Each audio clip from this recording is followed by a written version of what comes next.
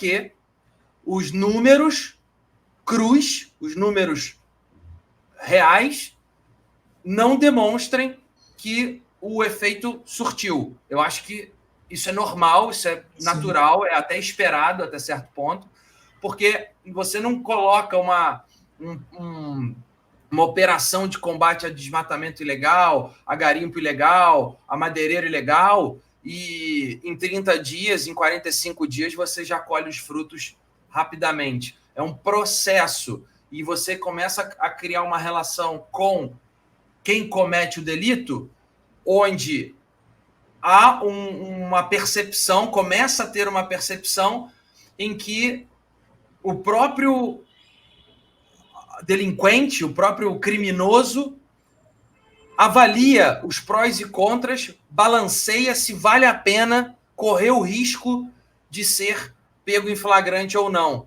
Então, você não precisa cobrir todo o território com operações desse tipo. Sim. Você precisa fazer com certa frequência e com áreas estratégicas de forma inesperada. Você não pode correr o risco da informação chegar primeiro para eles.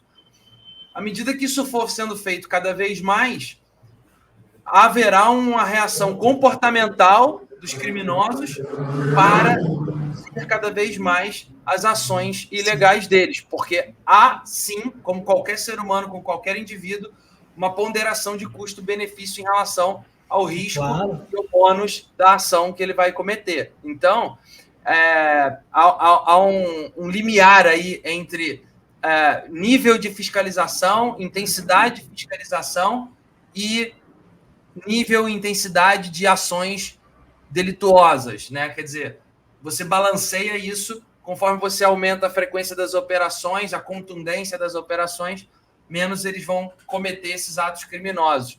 E eu sinto que está nesse caminho, mas os números, os dados de desmatamento ilegal, as imagens de satélite, o próprio INPE tem isso de livre acesso, né, de acesso público, demonstram que há uma continuidade do aumento do desmatamento e, enfim, comparado com a série histórica, já esteve tanto maior quanto menor, mas, enfim, esperava-se que no início de ano a gente já teria algum tipo de resposta positiva, coisa que ainda não teve, e eu não julgo a gestão do Ministério por 3 meses, não julgo mesmo, porque a gente sabe, nós como biólogos, nós como pesquisadores, enfim, nós sabemos a complexidade do problema relacionado ao desmatamento ilegal na Amazônia, que tem a ver com muito mais do que agronegócio, que como pessoas costumam pensar por aí, dizer por aí.